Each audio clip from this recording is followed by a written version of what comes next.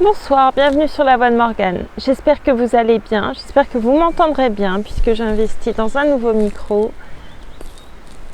Pas de meilleure qualité qu'avant. Et que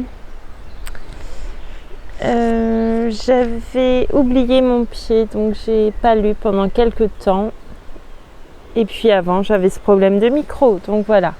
Pour tous ces délais, veuillez m'excuser même si je n'ai aucun temps imparti. Peu importe, je commence tout de suite le chapitre 15 de 3 hommes dans un bateau sans parler du chien. J'espère que le vent n'est pas trop de la partie. Chapitre 15, travaux domestiques, amour du travail, le vieux routier de la Tamise, ce qu'il fait et ce qu'il raconte avoir fait, scepticisme de la nouvelle génération, premier souvenir de canotage, le radeau, brillants exploits de Georges, le vieux batelier, sa méthode, si calme, si serein, le débutant, un fâcheux accident, plaisir de l'amitié, à la voile, ma première aventure. Pourquoi nous ne nous sommes pas noyés? Une explication possible. On se leva tard le lendemain matin et, à la demande expresse de Harris, le déjeuner fut simple et sans extra. Puis on nettoya, on mit tout en ordre. Ce travail continuel commençait à me faire voir clair dans une question que je m'étais souvent posée, à savoir à quoi peut bien passer son temps une femme n'ayant sur les bras que l'ouvrage d'une seule maison. Et vers 10 heures, nous nous mîmes en route avec la résolution de faire un bon bout de trajet. Nous convînmes de ramer ce matin-là pour nous changer du halage. Harris était d'avis que la meilleure combinaison serait de nous mettre aux avirons tandis que lui-même barrerait, mais je ne l'entendis pas de cette oreille-là. Je déclarai qu'à mon avis Harris eût montré plus de bon sens s'il avait offert de travailler avec Georges, pour me laisser un peu de repos. Il me semblait avoir fait plus que ma juste part de la besogne et je commençais à la trouver mauvaise. J'ai toujours l'impression que je fais plus de travail que je ne devrais. Non pas que je rechigne au travail, notez-le bien, j'aime le travail, il m'enchante. Je resterai des heures à le contempler, j'adore l'avoir auprès de moi. L'idée d'en être séparée me fend le cœur. On ne saurait me donner trop de travail. Accumuler le travail est devenu chez moi presque une passion. Mon bureau en est rempli à tel point qu'il n'y a plus de place pour en mettre davantage. Il me faudra bientôt faire bâtir une annexe. Et je prends soin de mon travail aussi. Vrai, une partie de celui que j'ai à présent chez moi est en ma possession depuis des années. Et il n'y a pas dessus la moindre trace de doigt. Je suis très fière de mon travail. Je le descends de temps à autre pour l'épousseter. Personne ne tient son travail en meilleur état de conservation que moi. Mais tout en aspirant au labeur, je tiens encore à être juste. Je n'en demande pas plus que ma part légitime. Malheureusement, je le reçois sans l'avoir demandé, du moins c'est l'impression que j'ai, et cela m'ennuie.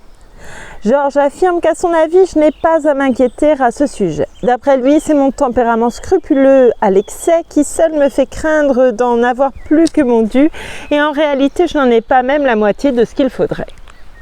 Mais je crois qu'il ne dit cela que pour me consoler. En canot, je l'ai toujours remarqué, chaque membre de l'équipage professe l'idée fixe qu'il est seul à tout faire. D'après Harris, il n'y avait que lui qui eût travaillé, et Georges et moi avions tous deux abusé de lui. Georges, d'autre part, trouvait ridicule d'admettre que Harris eût rien fait de plus que manger et dormir, et il était persuadé, dur comme fer, que c'était lui, Georges, qui avait exécuté toute la besogne utile. Il n'avait, à l'entendre, jamais excursionné avec deux pires fainéants que Harris et moi. Cette affirmation excita l'ironie de Harris. « Crois-tu, ce vieux Georges qui parle de travail, ricana-t-il, mais au bout d'une demi-heure, il en mourrait. »« As-tu jamais vu Georges travailler » ajouta-t-il en s'adressant à moi. Je convins que cela ne m'était jamais arrivé. Très certainement pas depuis le début de cette balade-ci. Ma foi, je ne vois pas comment toi, tu pourrais en savoir quelque chose d'une façon ou de l'autre, répliqua Georges à Harris, car du diantre si tu n'as pas dormi la moitié du temps. As-tu jamais vu Harris complètement réveillé en dehors des repas ?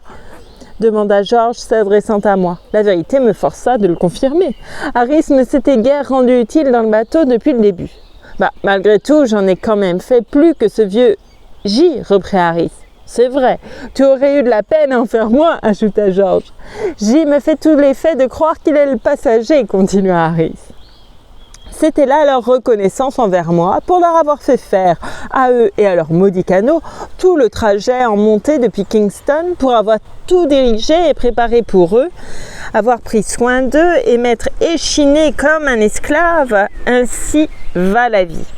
Pour résoudre la présente difficulté, il fut convenu que Harris et George rameraient jusque passer Reading et qu'à partir de là, je halerais le bateau. Ramer un lourd esquive contre un fort courant a désormais peu d'attrait pour moi. Il fut un temps, jadis, où je ne cessais de réclamer à grands cris le travail pénible. À présent, je me dis que c'est le tour des jeunes. Je constate que, pour la plupart, les vieux canotiers de la Tamise prennent semblablement leur retraite chaque fois qu'il est question de souk et dur. On reconnaît toujours le vieil habitué de la Tamise à la façon dont il s'étend sur les coussins au fond du bateau et encourage les rameurs en leur racontant des anecdotes sur les hauts faits qu'il a accomplis la saison précédente. Vous appelez ce que vous faites un travail pénible, dit-il avec mépris aux deux novices tout suants qui viennent de trimer sans arrêt à remonter le courant depuis 1h30.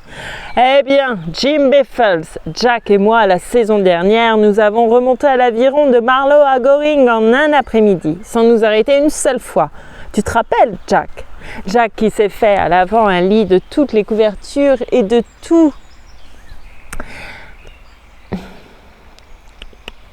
toutes les couvertures et de tous les manteaux qu'il a pu récolter et qui n'a cessé d'y dormir depuis 2 heures, s'éveille à moitié à cet appel et se remémore toute l'histoire. Il se souvient, en outre, qu'ils avaient eu tout le temps contre eux un fort courant ainsi qu'une forte brise.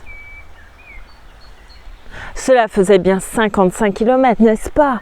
Ajoute le premier interlocuteur, entre 2 béates bouffées de sa pipe et en attirant à lui un nouveau coussin pour le glisser sous sa tête. Non, voyons, n'exagère pas, Tom, reprend Jack d'un ton de reproche. 54 km au maximum. Jack et Tom, épuisés par cet effort de conversation, retombent dans leur assoupissement. Et les deux naïfs jeunes gens qui soukent s'estiment trop heureux de pouvoir ramer dans un canot où se trouvent 2 avirons aussi merveilleux que Jack et Tom et s'échinent avec plus d'ardeur que jamais. Quand j'étais jeune, j'écoutais attentivement ces contes débités par mes aînés. Je les acceptais, je les avalais et les digérais jusqu'au dernier mot. Après quoi, j'en redemandais. Mais la nouvelle génération ne semble guère posséder la foi ingénue de l'ancien temps. La saison dernière, nous, c'est-à-dire George, Harris et moi, prîmes un jour à notre bord sur la haute Tamise un bleu. Et tout le long du chemin, nous le bourrâmes des histoires habituelles concernant les exploits merveilleux que nous avions accomplis. Nous lui servimes toute la série classique, ces vénérables cracks qui ont été rabâchés depuis tant d'années à tous les canotiers de la Tamise, et nous y ajoutâmes 7 histoires de notre cru, entièrement originales, dont une vraiment très réussie, fondée jusqu'à un certain point sur un épisode presque vrai, qui était effectivement arrivé jadis, avec quelques variantes, à l'un de nos amis, une histoire qu'un enfant même aurait pu gober sans trop de peine. Et voilà que le jeune homme se moqua d'elles toutes et nous pria de lui répéter le tout immédiatement, pariant discontrait que nous en serions incapables. Nous en vîmes ce matin-là à parler de nos aventures de canotage et à recenser les histoires de nos premières tentatives dans l'art de l'aviron. Mon tout premier souvenir de canotage nous revoit à 5. Nous cotisant de 3 pence chacun pour emmener sur le lac de Regent's Park un radeau de construction baroque et nous séchant conséquemment chez le gardien du parc. Après quoi, ayant pris goût à naviguer, je m'exerçais à faire du radeau dans les briqueteries inondées de la banlieue. Exercice offrant un intérêt plus palpitant que l'on ne serait tenté de le croire, surtout lorsque vous êtes au milieu de l'étang et que le propriétaire des matériaux dont est construit le radeau apparaît tout à coup sur la rive, un gros bâton à la main. À la vue de ce personnage, votre première impression est que, pour une raison ou pour une autre, vous n'êtes pas à la hauteur d'un entretien avec lui et que si vous le pouvez sans paraître grossier, vous préféreriez éviter sa rencontre. Votre intention est donc de vous transporter sur la rive de l'étang opposé à la sienne et de retourner chez vous sans bruit et au plus vite en faisant semblant de ne pas le voir. Lui, au contraire, est est désireux de vous serrer la main et de causer avec vous. Il apparaît qu'il connaît votre père et que vous êtes de ses relations intimes, mais cela ne vous attire pas vers lui. Il dit qu'il va vous apprendre à lui voler ses planches pour en faire un radeau. Mais comme vous savez déjà très bien vous y prendre, l'offre toute bienveillante qu'elle est sans aucun doute vous paraît superflue et vous refusez à le déranger aucunement en acceptant. Son désir de vous rejoindre, cependant, est insensible à votre froideur et la façon énergique dont il arpente la rive de l'étang, de façon à se trouver là pour vous accueillir au débarquer, est vraiment des plus flatteuses. S'il est un peu empâté et court d'haleine, vous pouvez facilement esquiver ses avances. Mais s'il est jeune et bon coureur, une rencontre est inévitable. L'entrevue est néanmoins des plus brèves car il est seul à soutenir la conversation. Vos remarques se bornent à quelques exclamations monosyllabiques et dès que vous pouvez vous esquiver, vous n'y manquez pas. Je consacrai environ 3 mois à faire du radeau, puis ayant acquis toutes les facilités nécessaires dans cette branche de l'art, je résolus de me mettre au vrai canotage et m'affiliai à l'un des clubs nautiques de l'Aléa. Naviguer en canot sur cette rivière, en particulier le samedi après-midi, vous rend vite très agile à manœuvrer un esquif et fort expert à éviter de vous faire couler par les maladroits ou aborder par les péniches. Cette navigation vous offre d'ailleurs maintes occasions d'acquérir la plus prompte et la plus gracieuse méthode de vous aplatir dans le fond du canot pour éviter d'être projeté à l'eau par les cordelles de halage qui passent. Mais cela ne vous donne pas le style, ce fut seulement sur la Tamise que je l'acquis. Le style de mon coup d'aviron est maintenant des plus admirés. On le dit fort pittoresque. Georges attendit l'âge de 16 ans pour aller sur l'eau. Alors lui et 8 autres jeunes messieurs à peu près du même âge, ils descendirent encore à Kew, un samedi, dans l'intention d'y louer un canot et d'aller à la rame jusqu'à Richmond, et retour. L'un d'eux, jeune homme à la tignasse ébouriffée du nom de Joskins, qui avait une fois ou deux pris une barque sur la Serpentine, leur affirma que c'était rudement amusant de canoter. Lorsqu'ils arrivèrent à l'embarcadère, la marée descendait rapidement et une forte brise soufflait par le travers du fleuve. Mais ils ne s'embarrassèrent pas pour si peu et se mirent en devoir de choisir leur bateau. Il y avait, tiré à terre, un canoë de course à 8 avirons. C'est celui-là qui les séduisit. Ils demandèrent à la voir. Le loueur de bateau était absent et son employé était seul chargé du service. Ce garçon tenta de refroidir leur ardeur pour le canoë et leur montra 2 ou 3 canots d'aspect très confortable à l'usage des familles, mais ils n'en voulurent pas. C'était le canoë qu'il leur fallait. Le garçon le mit donc à l'eau et, retirant leurs vestes, ils s'apprêtèrent à prendre leur place. Comme Georges était, dès ce temps-là, le poids lourd de toute société où il se trouvait, l'employé lui conseilla de se mettre numéro 4. Georges, plein de bonne volonté, s'empressa d'aller au siège d'avant et de s'y asseoir le dos à l'arrière. On finit par le placer comme il fallait et ses compagnons embarquèrent. Un garçon particulièrement nerveux fut désigné comme barreur, et Joskins lui exposa les principes de la gouverne. Joskins lui-même se mit chef de nage. Il affirma aux autres que c'était tout simple, ils n'avaient qu'à faire comme lui. « Vous y êtes ?» leur demanda l'employé de l'embarcadère. « Nous y sommes !» répondirent les canotiers.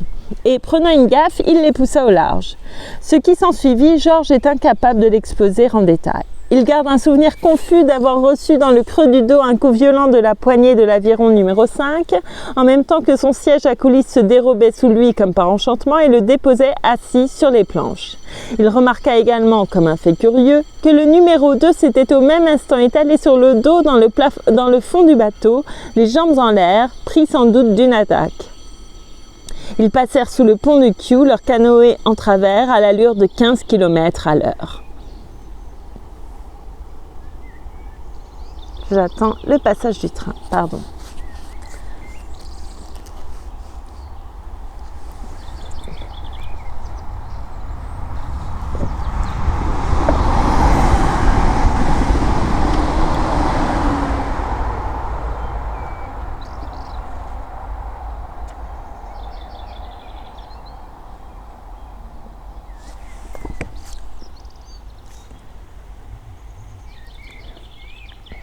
Joskins était seul à ramer. Se rétablissant sur son siège, Georges s'efforça de l'aider, mais à peine eut-il plongé dans l'eau son aviron que celui-ci, à son extrême surprise, disparut instantanément sous le bateau et faillit l'entraîner avec lui.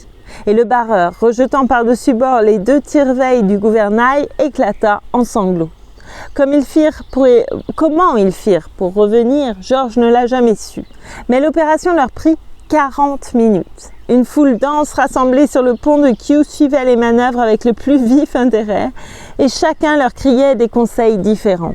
Par 3 fois, ils furent emportés sous le pont. Chaque fois que le barreur, en levant les yeux, voyait le pont au-dessus de lui, il redoublait de larmes. Georges avoua qu'il ne pensait guère cet après-midi-là qu'il aimerait jamais faire du canotage. Harry s'est plus habitué à ramer en mer et dit qu'il préfère ça comme exercice à la navigation en rivière. Moi pas. Je me rappelle avoir pris un petit canot à Edsbourne l'été dernier. J'avais déjà fait pas mal de canotage en mer quelques années auparavant et je croyais devoir m'en tirer bien, mais je m'aperçus que j'avais totalement oublié cet art. Tandis qu'un aviron était profondément engagé sous l'eau, l'autre s'agitait désespérément dans l'air. Pour prendre appui sur l'eau, les 2 à la fois, je fus obligée de me tenir debout. La promenade était bondée de gens chics et je dus passer devant eux en ramant de cette façon grotesque. J'atterris au beau milieu de la plage et demandai l'aide d'un vieux batelier pour me ramener au port. J'aime avoir ramé un vieux batelier, surtout quand il est loué à l'heure. Il y a dans sa méthode quelque chose de superbement calme et digne. Il est tout à fait dépourvu de cette hâte frénétique, de cet acharnement qui devient un peu plus chaque jour le fléau de la vie du XIXe siècle. Il ne met aucun point d'honneur à dépasser les autres bateaux. Si un canot le rattrape et le dépasse, il ne s'en inquiète pas. Et de fait, tous le rattrapent et le dépassent. Tous ceux qui vont dans la même direction que lui. Il y a des gens que cela dérangerait et irriterait. La sublime magnanimité du batelier de louage, soumis à cette épreuve, nous offre une belle leçon qui nous prémunit contre l'ambition et la vanité. Le vulgaire coup d'aviron, suffisant à faire avancer le canot à la « va comme je te pousse », n'est pas un art d'acquisition difficile, mais il faut avoir beaucoup de pratique pour se sentir à l'aise en ramant devant des jeunes filles. Le chien-dent au début, c'est la cadence. C'est bizarre, s'étonne le novice, alors que pour la 20e fois en 5 minutes, il dépêtre ses avirons des vôtres. Je m'en tire si bien quand je suis seule. 2 débutants qui s'exercent à ramer avec ensemble font un spectacle très amusant. Avant déclare impossible d'aller en mesure avec son collègue d'arrière parce que celui-ci rame d'une façon par trop excentrique. Arrière s'insurge bien haut contre cette imputation et déclare que depuis 5 minutes, il s'efforce d'adapter son coup d'aviron aux médiocres capacités d'avant. Avant, à son tour, prend la mouche et prie arrière de ne plus tant s'inquiéter de lui, avant, mais de consacrer son attention à ramer intelligemment. « Ou bien veux-tu que je prenne ta place ?» ajoute-t-il, évidemment persuadé qu'il remettra aussitôt les choses en ordre. Il patauge encore 100 mètres avec aussi peu de succès, puis tout le secret de leur déboire se révèle dans un éclair d'inspiration d'arrière qui s'exclame « Sais-tu ce qu'il y a ? Tu as pris mes avirons, passe-les-moi et reprends les tiens !» Au fait, je me disais bien que je ne savais pas me servir de ceci, répond Avant, qui sera sereine et opère aussitôt l'échange. Maintenant, ça va marcher. Mais ils ont beau faire, ça ne marche pas davantage. Arrière est obligé à présent de se démancher les bras pour manier ses avirons, et ceux d'avant, à chaque retour, lui flanquent un grand coup dans la poitrine. Ils changent de nouveau et finissent par conclure que le loueur leur a donné un jeu d'aviron complètement inutilisable, et sur cette affirmation calomnieuse, ils se réconcilient. Georges nous raconta qu'il avait essayé de faire du punt pour changer. Manœuvrer un punt à la perche n'est pas aussi facile qu'on le croit. Comme avec l'aviron sur un canot, vous apprenez vite à faire avancer l'esquif, mais il faut du temps pour s'en tirer avec honneur et ne pas s'envoyer de l'eau plein les manches. Il arriva un bien triste accident à un jeune homme de mes amis, la première fois qu'il manœuvra la perche sur un punt. Ses rapides progrès lui avaient inspiré une confiance excessive dans son adresse et il manœuvrait avec une grâce désinvolte qui faisait plaisir à voir. Il remontait jusqu'à l'avant de son punt, piquait sa perche dans le fond et puis revenait jusqu'à l'autre bout tout comme un vieux marin. Il saurait continuer d'être superbe s'il n'avait, par malheur, tout en regardant autour de lui pour jouir du paysage, fait un pas de plus qu'il ne fallait et mis le pied complètement en dehors du punt. La perche était solidement fixée dans la vase et il y resta accroché, tandis que le punt s'en allait au fil de l'eau. Sa position était fort peu décorative. Un petit garnement sur la berge se mit aussitôt à héler un copain, lui criant de venir bien vite voir un vrai singe sur son bâton. Il me fut impossible d'aller à son secours car notre mauvais sort voulait que nous n'eussions pas pris la précaution d'emporter une perche de rechange. J'en étais réduit à le contempler sans rien faire. Je n'oublierai jamais son air tandis que la perche s'enfonçait peu à peu. Il paraissait infiniment pensif. Je le vis glisser tout doucement dans l'eau, puis s'en dépêtrer et gagner le bord, piteux et ruisselant. Je ne pus m'empêcher de rire. Je ne cessais de m'amuser tout seul que lorsque j'eus compris le peu de raison qu'il y avait de rire en y réfléchissant. J'étais là, tout seul dans un punt sans perche, à la dérive, au milieu du courant, qui m'entraînait peut-être vers un déversoir d'écluse. Je fus pris d'une grande indignation contre mon ami qui s'était avisé de passer par-dessus bord et de me lâcher de la sorte. Il aurait pu au moins me laisser la perche. Après avoir dérivé un bon kilomètre, j'aperçus devant moi, amarré au milieu du fleuve, un bachot où se trouvaient 2 vieux pêcheurs. Ils me virent arriver sur eux et me crièrent de m'écarter de leur chemin. « Je ne peux pas !» répondis-je. « Mais vous n'essayez pas !» répliqua-t-il. Quand je fus près d'eux, je leur expliquai ma situation et m'arrêtant en passage, ils me prêtèrent une perche. Le déversoir se trouvait à 50 mètres plus bas. J'avais eu de la chance de les rencontrer là. La première fois que j'allais en punt, ce fut en compagnie de 3 camarades. Ils voulaient me montrer la manière de s'en servir. Une circonstance quelconque nous empêchant de partir tous ensemble, j'offris d'y aller le premier et de sortir le punt pour m'exercer un peu jusqu'à leur arrivée. Je ne pus trouver de punt cet après-midi-là, car tout s'était pris. Il ne me resta donc qu'à m'asseoir sur la berge et à regarder le fleuve en attendant mes amis. J'étais là depuis peu de temps lorsque mon attention fut attirée par l'occupant d'un punt qui, je le remarquai avec surprise, portait un veston et une casquette exactement pareils aux miens. C'était à coup sûr un novice du punt, et sa façon de manœuvrer était des plus curieuses. Impossible de deviner ce qui allait se passer quand il plongeait sa perche dans l'eau. Lui-même l'ignorait certainement. Tantôt il s'élançait vers l'amont, tantôt vers l'aval, ou bien il se bornait à pirouetter sur place et à faire le tour de sa perche. Chaque fois, le résultat paraissait lui causer autant de surprise que de déplaisir. Les gens de la rive ne tardèrent pas à s'absorber dans sa contemplation et engagèrent des paris sur le résultat du prochain coup de perche. Entre-temps, mes amis apparurent sur l'autre rive et s'arrêtèrent comme tout le monde pour le regarder. Il leur tournait le dos et eux ne voyaient que son veston et sa casquette. Leur conclusion immédiate fut que c'était moi qui me donnais ainsi un spectacle et leur joie ne connut plus de bornes. Ils se mirent à le moquer impitoyablement. Je ne compris pas tout de suite leur méprise et je me dis qu'ils sont grossiers de se conduire ainsi avec un étranger. Mais je n'avais pas encore eu le temps de leur crier des reproches lorsque l'explication jaillit en moi et je me dissimulais derrière un arbre. Quel plaisir ils avaient à tourner en ridicule ce garçon. Pendant 5 bonnes minutes, ils restèrent là, à lui lancer des grossièretés, des quolibets et des injures. Ils le criblaient de plaisanteries éculées. Ils en créèrent même de nouvelles pour les lui décocher. Ils dardaient sur lui toutes les blagues familières à notre bande et qui devaient lui être entièrement inintelligibles. Et alors, incapable de soutenir plus longtemps leurs féroces moqueries, il se retourna vers eux et ils aperçurent son visage. J'eus le plaisir de constater qu'il leur restait suffisamment de pudeur pour avoir l'air très sot. Ils s'excusèrent, lui disant qu'ils avaient cru reconnaître en lui une personne de leur connaissance. Ils espéraient bien, ajoutèrent-ils, qu'ils ne les croyaient pas capables d'insulter de la sorte quelqu'un d'autre qu'un de leurs amis personnels. Évidemment, le fait qu'il l'avait pris pour un ami excusait tout. Cela me rappelle l'aventure que Harris me raconta un jour lui être arrivé à Boulogne. Il nageait près de la plage lorsqu'il se sentit brusquement saisi au cou par derrière et plongé de force sous l'eau. Il se défendit vigoureusement, mais celui qui l'avait empoigné devait être un véritable Hercule et toutes ses tentatives pour lui échapper furent vaines. Harris avait cessé de se débattre et tournait déjà son esprit vers des pensées graves quand son bourreau le lâcha. Il reprit pied, cherchant des yeux celui qui avait failli être son meurtrier. L'assassin était à côté de lui, riant de tout cœur, mais à l'instant même où il vit émerger de l'eau le visage de Harris, il fit un bond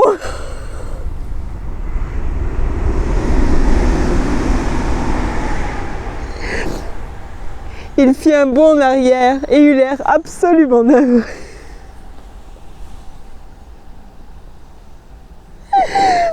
C'est pas possible.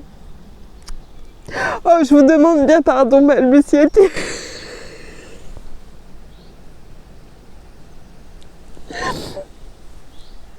Oh, je vous demande bien pardon, balbutia-t-il, tout confus, mais je vous...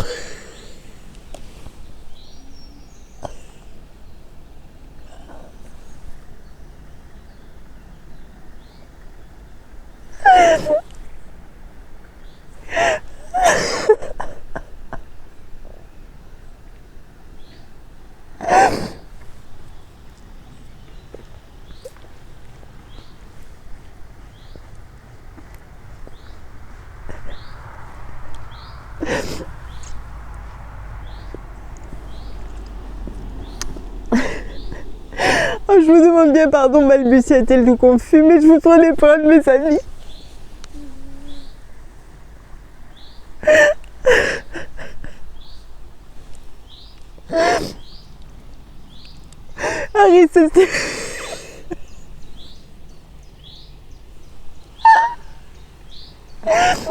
Harry s'estima fort heureux que le farceur ne l'eût pas compris.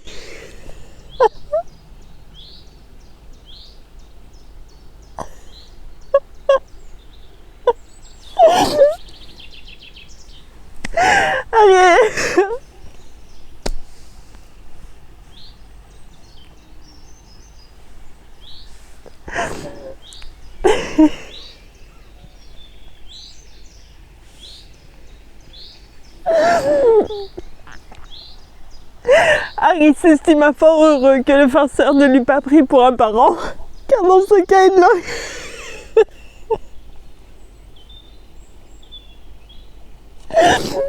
car dans ce cas il l'aurait carrément noyé.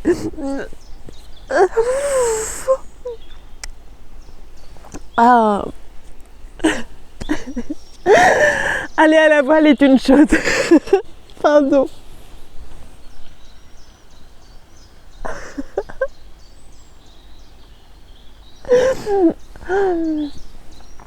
Aller à la voile est une chose qui exige de la science et aussi de la pratique. Mais lorsque j'étais gamin, je refusais de le croire. Je me figurais que cela vous tenait tout naturellement comme jouer à chat.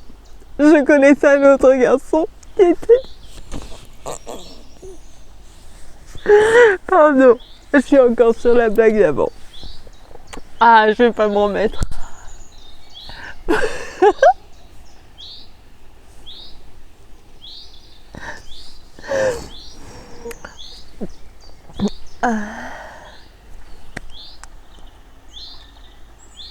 Aller à la voile est une chose qui exige de la science et aussi de la pratique. Mais lorsque j'étais gamin, je refusais de le croire. Je me figurais que cela vous venait tout naturellement comme jouer à chat.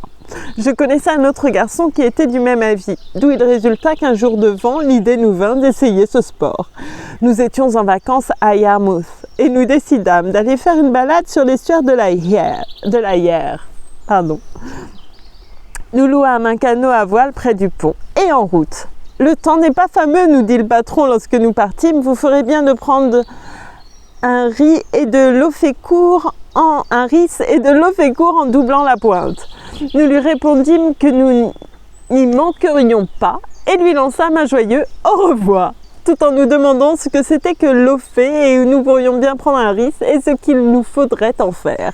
Nous ramâmes jusque hors de vue de la ville, puis découvrant devant nous cette vaste étendue d'eau sur laquelle le vent soufflait en véritable tempête, nous jugeâmes que l'heure était venue d'entamer les opérations. Hector, c'était je crois son nom, continua de ramer tandis que je déroulais la voile. Bien que la tâche me parût compliquée, j'en vins à bout, mais alors se posa la question. Cette voile, dans quel sens fallait-il la placer ? Par une sorte d'instinct naturel, nous décrétâmes, bien entendu, que le bas était le haut, et nous mîmes en devoir d'établir la toile sans dessus-dessous. Mais il nous fallut beaucoup de temps pour arriver à l'installer dans un sens ou dans l'autre. La voile semblait intimement persuadée que nous jouions à l'enterrement et que j'étais le cadavre et elle, le linceul. Quand elle eut compris qu'il s'agissait d'autre chose, elle m'envoya un bon coup de vergue sur le crâne et ne voulut plus rien savoir. « Mouille-la, me dit Hector, trempe-la dans l'eau pour la mouiller. » Il m'affirma que sur les navires, on mouillait toujours les voiles avant de les hisser. Je la mouillais donc, mais cela ne servit qu'à empirer les choses. Une voile sèche qui vous claque dans les jambes et s'entortille autour de votre tête n'a rien de récréatif. Mais quand la toile est ruisselante d'eau, cela devient tout à fait désagréable. Pour finir, en nous y mettant à deux, nous parvînmes à hisser la voile. Nous l'installâmes, pas précisément sans dessus-dessous, mais plutôt en travers, et nous l'attachâmes au mât avec la marre du canot que nous coupâmes à cet effet. Que le canot ne chavira pas, je me borne à constater la chose. Pourquoi il s'en abstint? Je suis incapable d'en fournir une raison. J'ai souvent réfléchi depuis à ce phénomène, mais sans en découvrir une explication satisfaisante. Peut-être ce résultat fut-il dû à l'esprit de contradiction inhérent à toute chose en ce monde. Qui sait si le canot ne s'était pas persuadé, à en juger par notre conduite en général, que nous voulions courir au suicide et s'il n'avait pas en conséquence résolu de nous en empêcher? Telle est l'unique supposition que je peux raisonnablement former.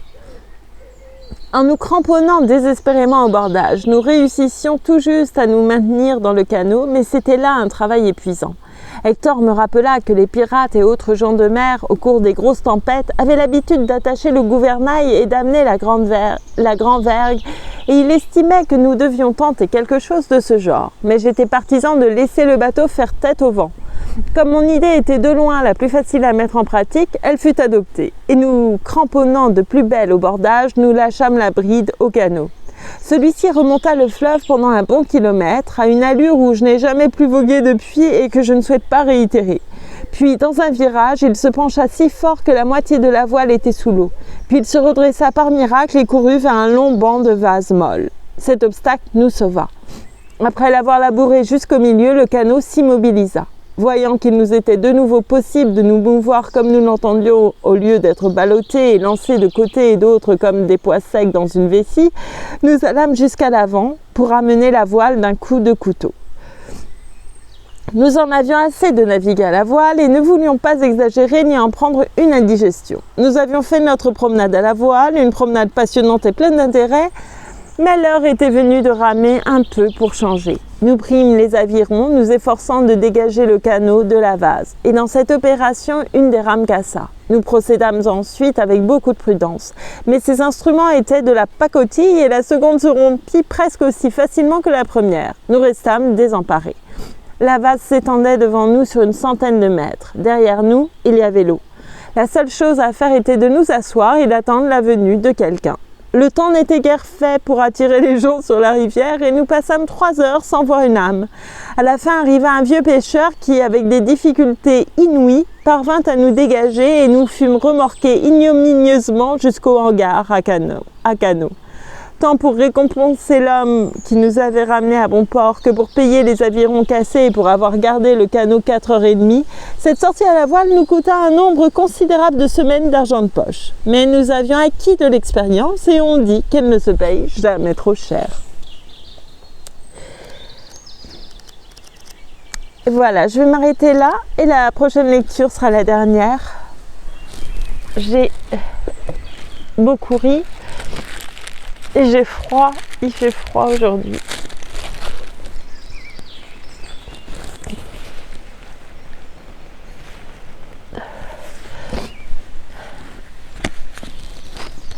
Pardon. Je voulais lire peut-être une première page. J'ai lu ce livre, je l'ai pris au hasard et ça m'a plu. Il est...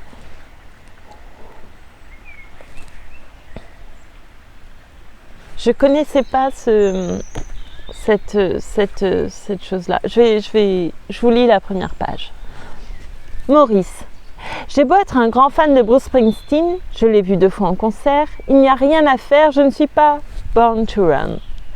Pas seulement parce que mon corps s'est petit à petit transformé en quelque chose que j'ai du mal à reconnaître et qui n'a qu'une ressemblance lointaine avec l'image réconfortante de soi qu'on nourrit tous en secret. Mais aussi parce que je n'ai pas couru depuis mon enfance. À vrai dire, j'associe vaguement la course à la délinquance. Je m'imagine prendre mes jambes à mon cou après avoir chapardé des pommes, tambouriné aux portes, puis déguerpir.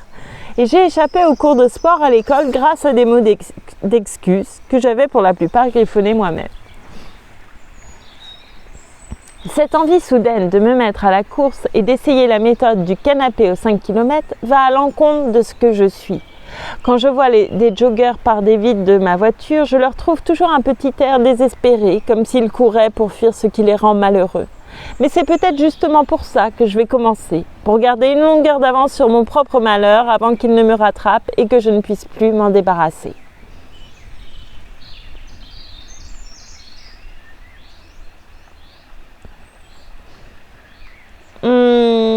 J'ai lu tout le livre, mais je ne sais pas trop où m'arrêter. Je pense que je vais m'arrêter là simplement. C'est un livre qui est tout court.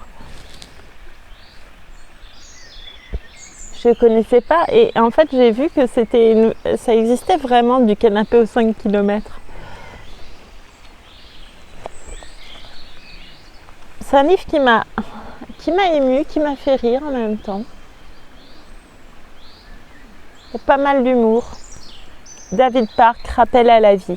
C'était bien. Et on retrouve cet humour anglais que j'affectionne, il faut le dire.